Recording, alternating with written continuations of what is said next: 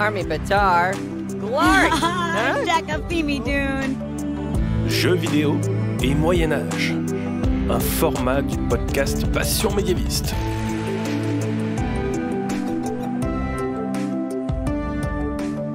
Bonjour à toutes et à tous, bienvenue dans ce 3e épisode du format Jeux vidéo et Moyen-Âge du podcast Passion médiéviste.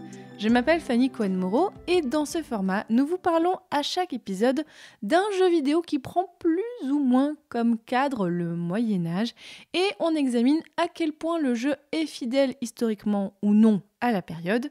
Dans les précédents épisodes, on a déjà parlé de Age of Empires 2 et de Sekiro et aujourd'hui pour ce 3e épisode, nous allons totalement changer d'ambiance et de style. Et je dis nous parce que je ne suis pas seule, je suis toujours avec mon comparse Albert Leparc. Hello Albert. Bonjour. Alors Albert, bon, je ne te présente plus, c'est bon, les gens te connaissent. Tu es un invité régulier maintenant dans Passion médiéviste, dans tous les formats différents que je fais. Tu es là. Je suis très content de faire partie de ce PMU. Oui, le Passion médiéviste Universe. Alors, on le précise bien toujours, hein, l'objectif de ce format jeux vidéo et Moyen-Âge, c'est pas de décortiquer le jeu vidéo, parce que sinon il nous faudrait des heures, il y a déjà beaucoup de contenu sur internet sur ces sujets, mais vraiment le but est de mettre des notes, parce qu'on aime bien mettre des notes dans ce podcast. Je vous renvoie au format Super Jeu Royal. Donc le but est de mettre des notes aux jeux en fonction de leur fidélité historique et de vous montrer que oui, l'histoire est bien partout dans la pop culture aujourd'hui. Surtout là où on l'attend pas. Et oui, surtout là on l'entend pas. Parce qu'aujourd'hui, vous avez vu le titre, nous partons pour l'univers merveilleux des Sims médiévales.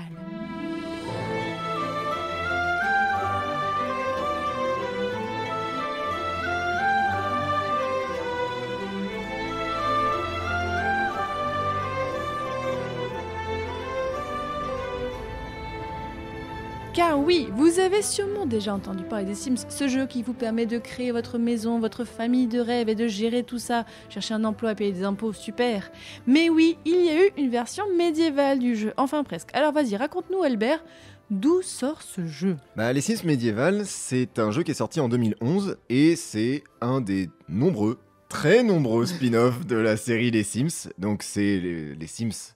C'est cette fameuse série de jeux de simulation de vie, avec de gros guillemets, qui a eu un succès planétaire depuis sa première mouture en 2000. Cependant, à la différence de nombreux jeux dérivés de cette licence, très juteuse pour son éditeur Electronic Arts, le Sims Medieval a été développé directement par le studio Maxis, qui est responsable des jeux principaux de la série. Les Sims Medieval se basent en fait sur le 3e opus, qui est celui auquel j'ai le plus joué, et il a bénéficié donc d'un gros support marketing de la part d'Electronic Arts. Alors déjà, on va aussi revenir parce que, auditeurs, auditrices, peut-être que vous ne connaissez pas, peut-être que vous vivez dans une grotte depuis des années. Les Sims, c'est quoi ? Alors, je crois que toi et moi, on y a joué, mais toute notre adolescence, les 1, le 2, le 3, moi j'y ai passé, mais toute ma vie quand j'étais ado à ce jeu. Oh oui, je pense que toi et moi, on connaît les codes par cœur à force. Alors, parce que oui, les Sims, c'est plus qu'un jeu à ce stade, c'est un vrai phénomène culturel. Tout le monde, ou presque, a déjà joué ou regardé quelqu'un jouer aux Sims. C'est le premier jeu vidéo qui a dépassé les 100 millions de ventes. Ça a été très longtemps la meilleure vente sur PC pour un jeu vidéo. Et il y a eu énormément d'extensions, de suites, et comme on disait, de jeux dérivés. Oui, il y a les chiens et chats, il y a tous les styles de maison. Il y en a un qui était génial, c'était Magie, où tu pouvais être une sorcière ou un Dracula. C'était génial. Oui, et ça, c'est rien que pour les extensions. C'est-à-dire qu'en plus, derrière, on a eu des jeux qui changeaient un peu la formule, comme par exemple les Urbs, qui proposaient de mettre les Sims, mais cette fois-ci au milieu d'une ville bien peuplée. C'était pas sur PlayStation, les Urbs ? Et oui, en fait, les Urbs, comme d'ailleurs beaucoup de jeux dérivés des Sims, en fait, étaient conçus pour le marché console. C'est-à-dire que forcément, les Sims, c'était vraiment un jeu qui était conçu pour le PC, mais les Sims sur console ont eu une longue carrière. Je renvoie d'ailleurs à la série de vidéos qu'a réalisé le youtubeur Punky, qui est vraiment très bien pour explorer un peu tous ces spin-offs qu'on a eu des Sims, qui sont parfois assez surprenants dans leur gameplay et qui changent vraiment de la simulation de vie. Donc là, les Sims, à la base, donc c'est plutôt, on incarne des personnages de notre époque, dans une petite ville, c'est très américain. On va y revenir plusieurs fois, mais c'est quand même très très américain, même c'est la fois où je suis allée à San Francisco que je me suis rendu compte, ah mais oui, les Sims, c'est là, c'est les États-Unis, les maisons, on se dit mais c'est quoi ce style pourri, mais en fait, c'est les États-Unis. Mais oui, l'idée de l'origine dans les Sims, c'était que le concepteur du jeu, Will Wright, qui était déjà une personne très connue au studio Maxis, parce qu'il était responsable du célèbre SimCity. Mais oui, c'est trop... Ah, SimCity, c'était avant les Sims? Oui, SimCity, c'était avant les Sims. Ah bah oui, là, donc on gérait une ville, mais vraiment en mode plus dézoomé. C'était pas les gens individuels. On gérait l'eau, on gérait les transports. J'ai passé beaucoup d'heures aussi. Ah oui, moi sur le 4, j'ai passé beaucoup de temps, effectivement. Et c'est un jeu qui est ancien en plus, hein, ça date de la NES, toute cette histoire. Mais déjà à l'époque, les habitants de SimCity étaient appelés les Sims. Et alors, j'ai vu sur internet le premier trailer des Sims, c'est vraiment, on sort de la carte de SimCity et on voit qu'on arrive justement dans la banlieue typiquement américaine, où on voit donc ensuite les Sims interagir entre eux et on comprend qu'en fait, l'idée derrière ce jeu, c'était de jouer vraiment au niveau microscopique, c'est-à-dire de gérer un humain. Donc on gère un humain, on gère ses besoins, sa vie, ses relations, son travail, sa maison. C'est une grosse partie, les meubles, la maison. Bon, donc on arrive en 2011 au jeu Les Sims médiéval. Mais alors, pourquoi en fait? Parce que là, vraiment, comme tu l'as dit, on sort des cadres habituels qui est plutôt l'époque contemporaine, qui est plutôt comme nous, en fait, comme le quotidien au XXIe siècle. Et là, on est transporté à une époque et où on a aussi un gameplay qui est très différent. Tout à fait. Les Sims médiéval, ça fait partie de ces tentatives, un petit peu comme tous les spin-offs, en fait, c'était cette tentative de sortir de la simulation de vie. Pourquoi ? Parce que y a beaucoup de moments dans les Sims où, en fait, on ne voit pas son Sims travailler. On ne le voit pas accomplir des tâches, on ne le voit, pour l'essentiel, en fait, il est hors écran et on gère surtout la partie un peu popote de sa vie quotidienne. Donc c'était un peu une tentative de donner un peu de peps à tout ça, quoi. Et les Sims 3 avaient tout de même une très bonne idée là-dedans. C'était que si jamais vous réalisiez les souhaits de votre Sims, ces souhaits de vie, vraiment ces objectifs de vie, eh bien vous gagnez des espèces de points qui vous permettaient de hacker le jeu. C'est-à-dire que typiquement, si jamais vous aviez vraiment rempli des super souhaits pour votre Sims, il obtient la capacité de se téléporter. Donc, Mais oui, voilà, on a vraiment des pouvoirs, où on avait un arbre à argent, il me semble. Oh, oui. Et les Sims médiéval, c'est probablement une tentative d'assumer ce côté un peu RPG, ce côté vraiment fantastique. Et puis, de manière générale, le pitch. On a toujours vu les Sims évoluer dans un côté, dans des banlieues périurbaines et avoir des vies très plan-plan, être des imbéciles aussi, parce qu'il faut le dire, surtout dans le 1, les Sims, ils ont l'espérance de vie d'un bébé de 6 mois au rayon cuisine d'Ikea. Hein. C'est si on les gère mal. je vois pas de quoi tu parles. Oui, on a tous... Il y a beaucoup de gens qui ont enlevé les échelles dans les piscines pour qu'ils tombent. Bref, mais restons au médiéval, restons au Sims médiéval. Oui, et donc les Sims médiéval, c'est très simple. C'est un super pitch de se dire que là, on envoie des Sims qui sont connus pour avoir des filles très plan-plan dans un univers médiéval plein de... Alors pas forcément de dangers, mais en tout cas avec un contexte complètement différent, des enjeux complètement différents qui les dépassent et avec tout simplement des costumes parfois un peu fantasques. On va reparler des costumes parce que c'est intéressant tout ça. Alors, avant tout, il faut qu'on parle... parce que c'est vraiment ce qui installe l'ambiance du jeu, même si ça ne respecte pas les promesses qui sont faites, la cinématique au début. Oh là là là là là là. Vous êtes l'observateur, et voici où vous vivez. Ici, les possibilités sont infinies. Pendant des millénaires, vous avez regardé la Terre grandir et mûrir, dans l'attente de voir arriver les premiers habitants. Ils allaient devenir vos fidèles. Sous vos yeux, leur civilisation connut tour à tour la guerre, la maladie, la famine et les attaques de chinchillas.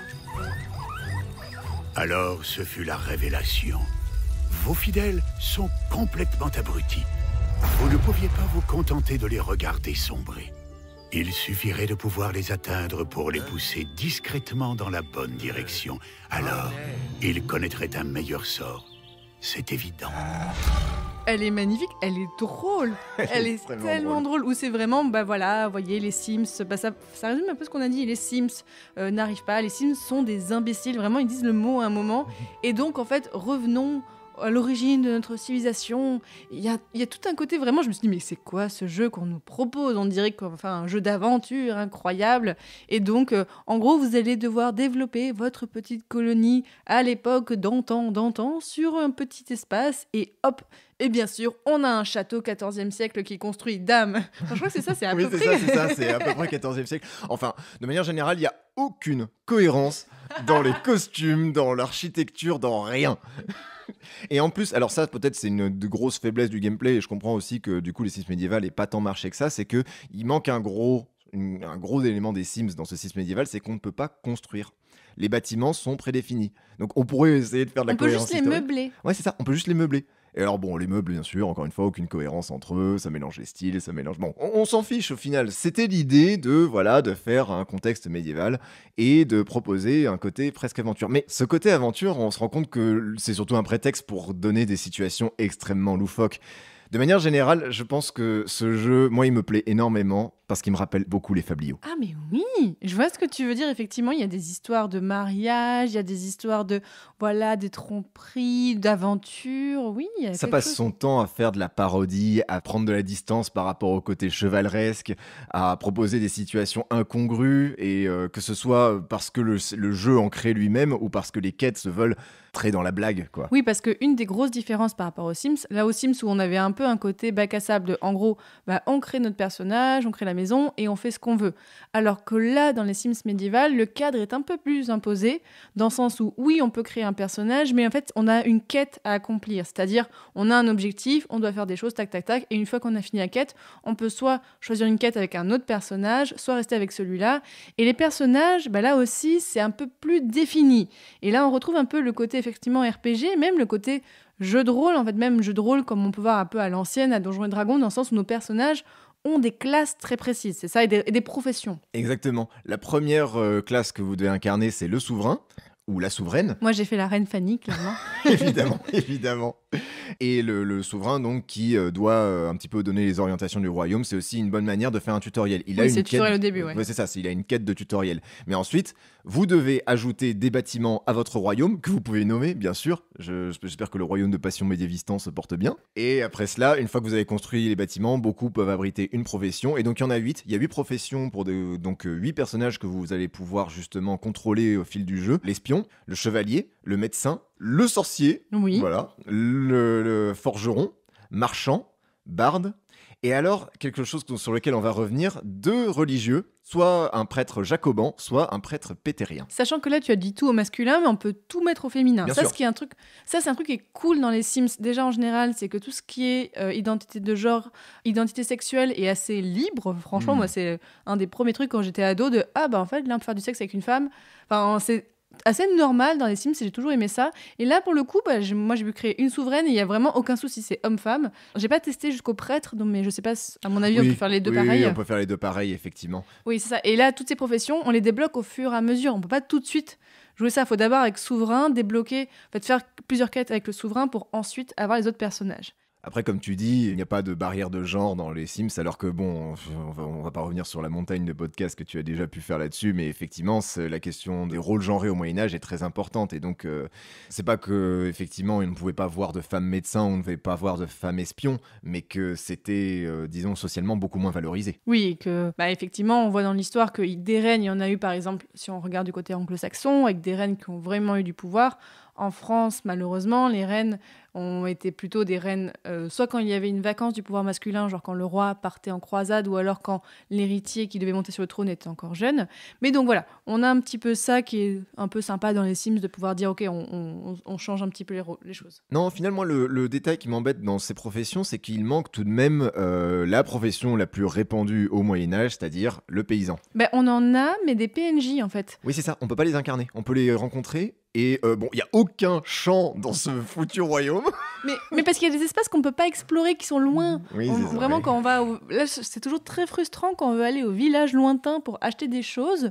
Et il y a vraiment notre Sims qui disparaît. On est devant un écran de « Ok, bon, on attend qu'ils reviennent. » On a des messages « Ok, si vous voulez acheter ci ou ça. » Mais il y a des espaces qu'on ne peut pas explorer. Donc, on peut imaginer qu'ils sont là-bas aussi.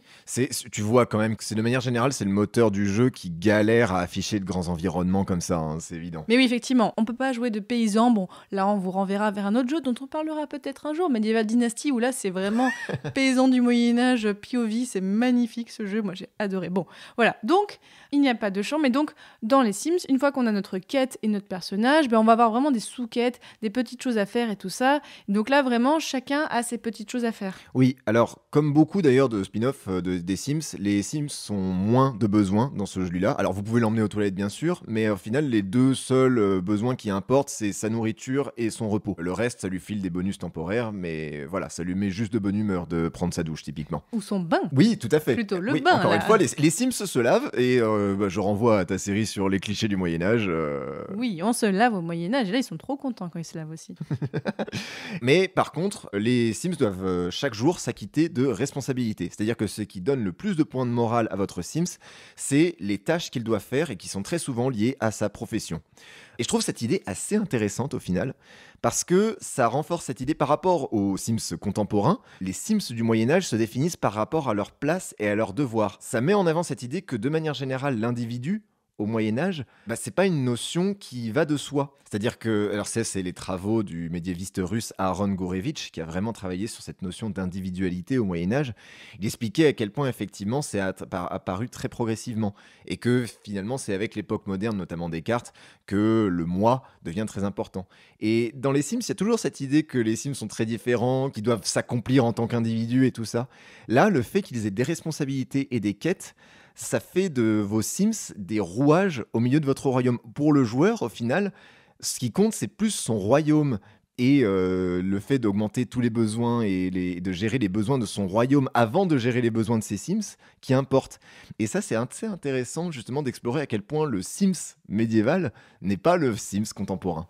Bon, il y a effectivement beaucoup de thématiques qu'on pourrait aborder dans ce jeu. On va en aborder encore quelques-unes pour voir un petit peu les différences ou les ressemblances avec l'époque médiévale. Alors déjà, quelque chose qui est très important au Moyen-Âge, la religion. Là, les Sims médiévales au début, on n'a pas de chapelle. C'est un peu, d'ailleurs, un truc qui m'a fait mourir de rire. C'est qu'à un moment, je devais me marier, donc j'étais la souveraine, je devais me marier, j'ai choisi le constructeur de mon château parce que c'était le seul qui était sympa sous la main.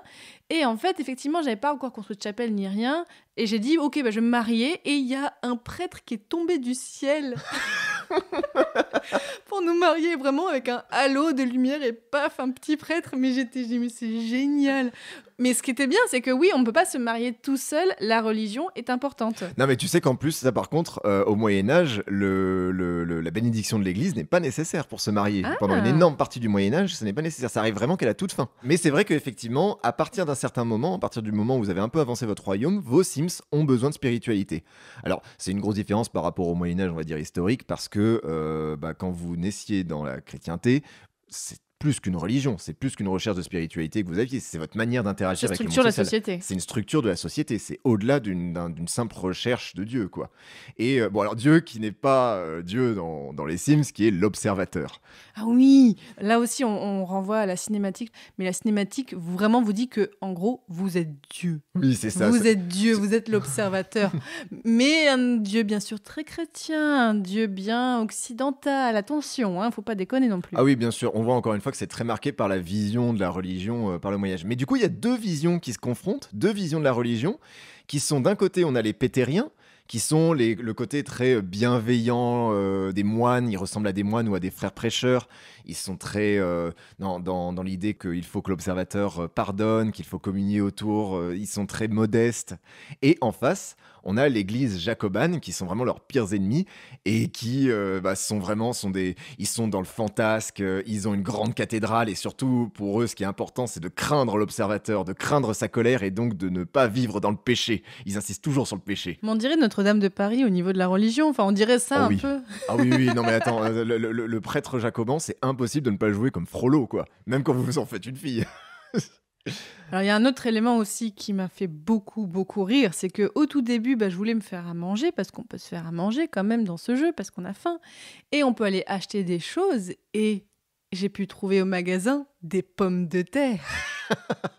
Oh l'erreur, oh le faux, oh là là. Oh là là. Sachant que les pommes de terre, on le rappelle, comme la tomate, il me semble, et comme le maïs et comme pas mal de choses, ont été rapportées des Amériques quand les conquistadors et autres sont revenus en Europe et ont rapporté ça. Donc, au Moyen-Âge, il n'y avait pas de pommes de terre. En Europe, il n'y en avait pas. Donc là, de voir vraiment ça, j'ai fait « Ok, mais vraiment, on s'en fiche là ». Oh oui, non, c'est la vision du repas médiéval. D'ailleurs, l'alimentation de base, tous vos Sims peuvent cuisiner eux-mêmes. Ils peuvent cuisiner ce qu'on appelle le gruau. Là, on est bon. Bah oui, et en même temps, non. Le gruau est vraiment l'aliment principal du Sims, alors que l'aliment principal de l'homme ou de la femme au Moyen-Âge, c'est le pain. C'est ce qu'on voit, quand ils pensent nourriture, ils pensent pain. C'est pour ça que d'ailleurs c'est le corps du Christ, c'est parce que c'est au cœur de l'alimentation. Et de manière générale, la représentation de l'alimentation est pas trop ça. Après, il y a des choses quand même relativement correctes. Typiquement, les seules personnes à pouvoir chasser, c'est votre chevalier ou votre souverain. Et si on regarde aussi dans les autres choses de la vie quotidienne, la médecine, et là... Oui, le médecin. Alors, Ah oui. l'instrument de... Il y a un accessoire chez le médecin. Alors, il y a un hôpital, d'ailleurs, on en parlera bientôt des hôpitaux dans un épisode de Passion médiéviste. Mais oui, on a un hôpital, mais sauf que dans cet hôpital, on a quelque chose d'assez étrange. C'est un vrai appareil de torture, ce qu'il a. C'est appelé comme ça, c'est appelé comme ça, appareil de torture. Oui, c'est vraiment, ça renverse le patient dans tous les sens. C'est cette idée que la médecine médiévale est super rude et vraiment ça malmène les patients comme ça, même s'ils guérissent à la fin. Alors, cette vision de la médecine est évidemment encore une fois, assez éloignée de ce qu'on pouvait observer au Moyen-Âge. C'est encore une fois une vision très américaine de la médecine du Moyen-Âge, où vraiment, ils se faisaient des saignées, des choses comme ça. Non, on a plusieurs fois pu explorer que effectivement c'est très différent. Il y a différentes visions de la médecine qui se confrontent au Moyen-Âge, et voilà quoi. Dans l'ensemble, ça mélange empirisme et savoir très théorique. Et des planches pour s'être renversées comme ça, dans tous les sens, et boire des potions, mixtures, ouais. Des mixtures à base de minéraux, tout ça, c'était... Les mixtures à base de minéraux, ça se faisait, mais c'était qu'en dernier recours. Les médecins savaient eux-mêmes au Moyen-Âge que c'était vraiment un traitement très dur, quoi. C'était pas administré à la légère. Et un autre point aussi, si vous avez déjà joué aux Sims, vous savez que quand vous créez votre Sims, vous pouvez choisir des traits de personnalité. Et bien là aussi, au Moyen-Âge, dans les Sims médiévaux, on peut choisir des traits de personnalité. Il y en a plusieurs, c'est très rigolo. Vraiment, il y a de l'humour, beaucoup d'humour dans ce jeu. Il y en a un qui a particulièrement attiré notre attention. Oui, une baleine a mangé mes parents. Les baleines carnivores mangeuses de Sims étaient une menace permanente au Moyen-Âge. Et tout ça, ça m'a rappelé effectivement le rapport à la mer des médiévaux, qui est moins ambivalent que ça, qui est beaucoup plus ambivalent que ça. Et évidemment, les Sims n'ont pas peur de la mer, mais la baleine est un animal qui fascine au Moyen-Âge parce qu'il est immense, parce qu'il a ce côté, à la fois, il protège en enfermant Jonas dans la Bible, et en même temps, il avale Jonas, donc c'est pas non plus n'importe quel poisson.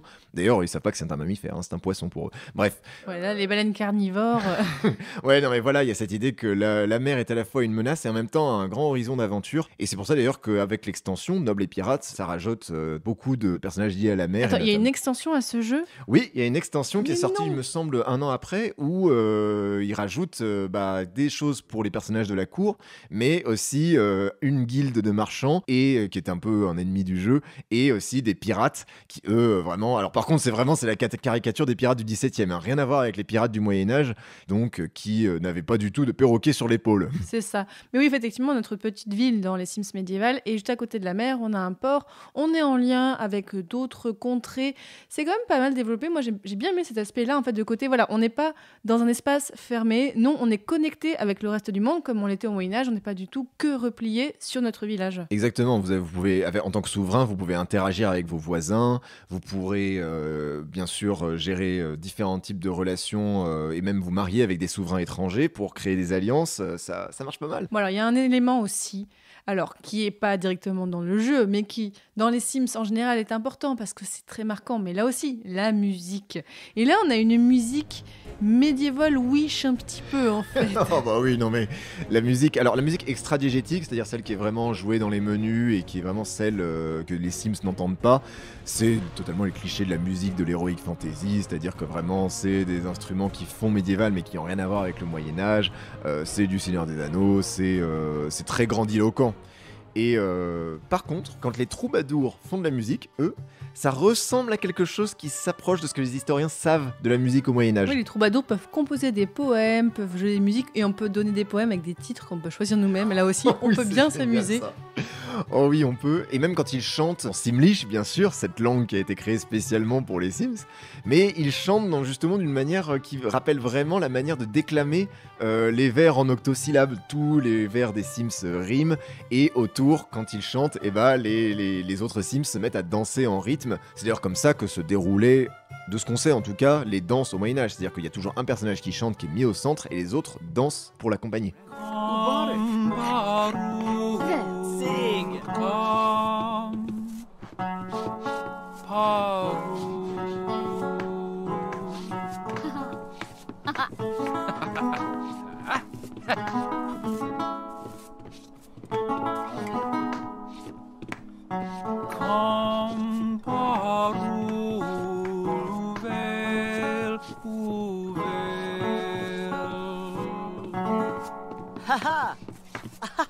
Bon, alors, on va pas pouvoir vous lister tous les éléments de ce jeu parce que, alors, il est à la fois riche, mais à la fois frustrant parce qu'on peut pas faire tout comme on veut. Je trouve qu'il est pas très évident à comprendre sur certains aspects. Il est pas très très clair, alors que dans les Sims, c'est plutôt très clair. C'est très libre. Mais aussi. alors vraiment, si on parle un petit peu du jeu en général, ce qui est très intéressant à appuyer, c'est que c'est une vision très américaine du Moyen-Âge. Oui, ça mélange. Alors voilà, c'est ça le problème, c'est que ça mélange tout, y compris ce qui est drôle, y compris ce qu'ils pensent être historique.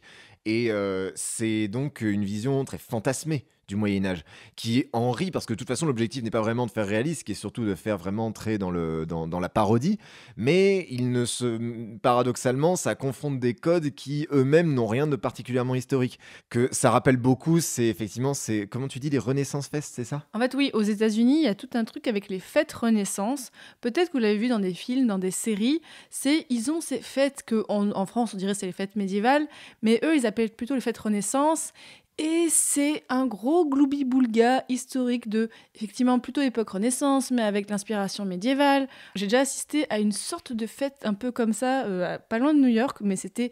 Je me dis, mais qu'est-ce qui se passe ? Qu'est-ce qui m'arrive ? Vous voulez vraiment faire du béour, donc ça, c'est le combat à la médiévale, mais en mode américain. Mais c'était bourrin, avec un mec qui faisait du commentateur. On dirait que c'était un des commentateurs de catch. C'était génial. Le public était super content. C'était quand même une forme de vulgarisation, mais c'était quand même effectivement un gros mélange. Donc aux États-Unis, il y a cette vision du Moyen-Âge. D'ailleurs, j'avais parlé lors de cette fête. Il y avait un stand qui était tenu par des médiévistes, en tout cas des personnes qui s'intéressaient vraiment et qui faisaient des études sur le Moyen-Âge. Ils présentaient leur site et tout ça. Et quand je leur ai demandé pourquoi le Moyen-Âge les intéressait tant, ils m'ont répondu parce qu'en fait, nous, on n'a pas d'histoire et que là, c'est une histoire un peu mythique. Alors, ils n'ont pas d'histoire, bien sûr. Les États-Unis ont une histoire, mais en fait, vraiment, il y a cet aspect pour eux très mythique d'une histoire ancienne, très ancienne, des siècles en arrière. Je pense que c'est un peu aussi la vision qu'on peut avoir en Europe sur l'histoire peut-être antique, sur l'histoire un peu grecque, sur le côté, voilà, si on pense, je pense, au mythe grec, on peut avoir un peu cette vision-là, même si là, c'est un tout petit peu différent. Bon, bref, je me perds un petit peu, mais c'était intéressant en tout cas de voir ce point de vue américain sur le Moyen-Âge. Exactement, et puis à mon avis, cette idée de rechercher les origines des Sims, c'est surtout un prétexte pour justement se libérer des contraintes de la vie réelle, avec de gros guillemets, en créant un contexte complètement fantasmé. Oui, il y a du fantastique dans le jeu, parce qu'il y a un moment où on doit nourrir une bête qui est dans une fosse. Oui, il y a des fées, il y a des... oui, voilà. Il y a des sorcières. Il y a des sorcières, mais ça reste très fun. Hein. Oui, c'est ça reste drôle. C'est vraiment un jeu sympa pour s'amuser. Bon, alors, pour le retrouver, c'est un peu compliqué parfois. Mais bon, alors, Albert, finalement, après tout ce qu'on a dit, quelle note est-ce qu'on peut mettre à ce jeu ? Il y a quelque chose que j'aime pas, c'est vraiment quand ça commence bien et que derrière, il y a quelque chose qui vient tout éclater. Et t'as remarqué que chaque fois qu'on a abordé un point, derrière, il se passait n'importe quoi. On commence à parler de la nourriture, il y a le gruau, et puis derrière, il y a la patate. C'est fini. Et c'est pour ça que... Mais néanmoins, il y a deux choses que j'aime beaucoup. Vous l'avez compris, je pense, à ce stade. J'aime beaucoup ce côté fabliau que essaient de créer les Sims médiévales. Et mine de rien, je trouvais ça assez intéressant, la manière dont ils ont distingué. Ils ont quand même cette idée que les Sims médiévaux ne sont pas les Sims contemporains et qu'ils ne conçoivent pas du tout de la même manière leur place dans le monde. Et pour ça, Fanny, je vais attribuer la note de 4 sur 10. 4 sur 10 ? Ah ouais, c'est violent quand même. J'étais même parti pour faire du 3, hein. Franchement, je suis gentil là. Oh là là. Moi, j'aurais bien aimé donner 5 parce que moi, c'est le côté déjà valorisation d'une certaine façon du Moyen-Âge. C'était choisir de faire un Sims médiéval. Ils n'ont pas fait un Sims Renaissance, ils n'ont pas fait Sims Pirate. Ils ont d'abord commencé par faire Sims médiéval. Et rien que pour ça, moi, j'aimerais leur mettre 5. Donc, si tu veux, on met 4,5. Comme ça, on fait entre les deux. J'ai l'impression qu'il y a beaucoup de choses pour la valorisation du Moyen-Âge, ils font pas trop exprès, mais bon, allez, d'accord. D'accord, allez. On se serre la main, on va sur du 4,5. Donc voilà, auditeurs, auditrices, peut-être qu'on vous a donné envie de jouer aux Sims médiéval, peut-être non, mais On a été assez rapide, mais vraiment dans ce format, on essaie de vous montrer que derrière chaque objet culturel, que ce soit un jeu, un film, une série, eh bien on peut trouver un peu d'aspect d'histoire, on peut trouver du Moyen-Âge, donc c'est pour vous inciter à y réfléchir, à vous poser des questions de qu'est-ce que je regarde, est-ce que c'est une vision juste ou pas du Moyen-Âge, bon sans bien sûr trop vous prendre la tête, mais pour vous inciter à réfléchir à ça et peut-être aller plus loin. Donc là pour les Sims médiévales, on essaiera de vous trouver peut-être quelques références à vous mettre sur le site. Je pense qu'il y a quelques vidéos effectivement qui parlent de ce jeu qu'on peut vous retrouver. Et n'hésitez pas à nous dire quel jeu vous aimeriez que l'on traite dans les prochains épisodes. Est-ce que vous êtes d'accord avec ce qu'on a dit aujourd'hui ou non? Est-ce que les Sims médiévales vous y avez joué à l'époque? Parce que sorti en 2011, ça fait un moment quand même, ça fait plus de 10 ans. Est-ce que vous y jouez encore, même Est-ce que au vous y Sims jouez 4 encore moi, je pense que je vais... Ah oui, les Sims 4, est-ce que vous y jouez? Il y a beaucoup de gens qui jouent aux Sims, vraiment, sur Twitch, on vous trouve beaucoup. J'ai trouvé personne qui stream du Sims médiéval. J'ai regardé un petit peu, mais non, il n'y a pas Je grand trouvais des monde. personnes qui ont fait des vidéos dessus, mais en général, c'est plutôt ponctuel. Et par contre, ce que je vois beaucoup, c'est des reconstitutions de maisons de type médiéval ou sorcière, tout ça, dans les Sims 4. Ah oui, on peut aussi faire ça dans les Sims 4. Mais donc voilà, auditeurs, auditrices, n'hésitez pas à nous dire ce que vous avez pensé de ce format sur Twitter, Facebook, Instagram, ou alors en m'envoyant un message sur le site passionmédiéviste.fr et à me dire sur quel jeu vous aimeriez que l'on traite dans les prochaines fois, même si, voilà, on peut vous le dire, on a déjà choisi le prochain jeu. De quoi on va parler dans le prochain épisode du format jeux vidéo et Moyen-Âge, Albert? Rats, c'est tout. Des rats, des rats, des rats. Et oui, vous allez voir tout ça. À bientôt, salut! Salut!